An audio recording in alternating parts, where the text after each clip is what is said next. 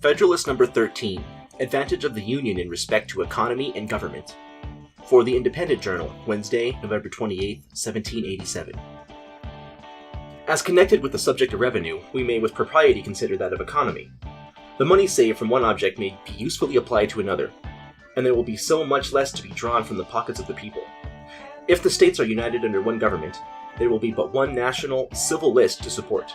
If they are divided into several confederacies, there will be as many different national civil lists to be provided for, and for each of them, and as the principal departments, coextensive with that which would be necessary for a government of the whole. The entire separation of the states into 13 unconnected sovereignties is a project too extravagant and too replete with danger to have many advocates. The ideas of men who speculate upon dismemberment of the empire seem generally turned towards 3 confederacies, one consisting of the 4 northern, another of the 4 middle, and a third of the 5 southern states. There is little probability that there would be a greater number. According to this distribution, each confederacy would comprise an extent of a territory larger than that of the Kingdom of Great Britain. No well-informed man will suppose that the affairs of such a confederacy can be properly regulated by a government less comprehensive in its organs and institutions than that which has been proposed by the Convention. When the dimensions of a state attain to a certain magnitude, it requires the same energy of government and the same forms of administration which are requisite in one of much greater extent. The idea admits not of a precise demonstration, because there is no rule by which we can measure the momentum of the civil power necessary to the government of any given number of individuals.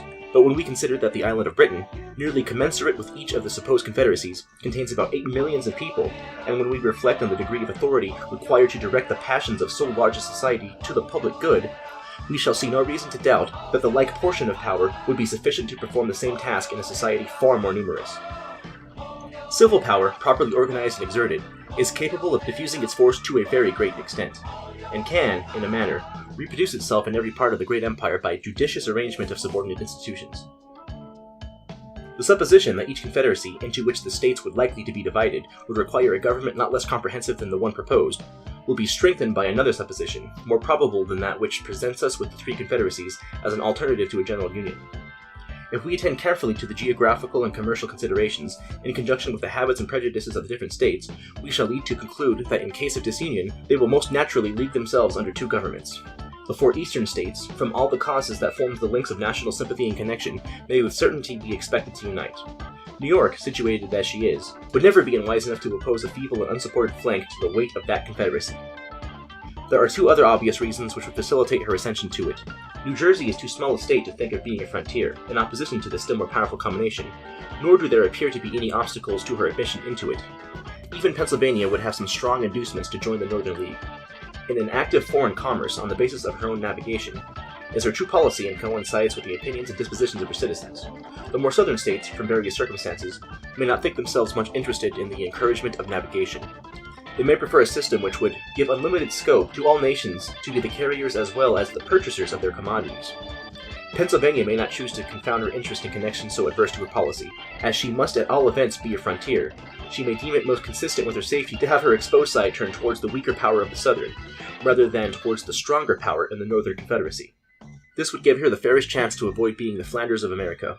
Whatever may be the determination of Pennsylvania, if the Northern Confederacy includes New Jersey, there is no likelihood of more than one confederacy to the south of that state. Nothing can be more evident than that of the 13 states will be able to support a national government better than 1/2, or 1/3, or any number less than the whole. This reflection must have great weight in obviating that objection to the proposed plan, which is founded on the principle of expense, an objection, however, which, when we come to take a nearer view of it, will appear in every light to stand on mistaken ground. If, in addition to the consideration of a plurality of civil lists, we take into the view the number of persons who must necessarily be employed to guard the inland communication between the different confederacies against illicit trade, and who in time will infallibly spring up out of the necessities of revenue, and if we also take into view the military establishment, which it has been shown would be unavoidably result from the jealousies and conflicts of the several nations into which the states would be divided, we shall clearly discover that a separation would be not less injurious to the economy than to the tranquility, commerce, revenue, and liberty of every part. Publius.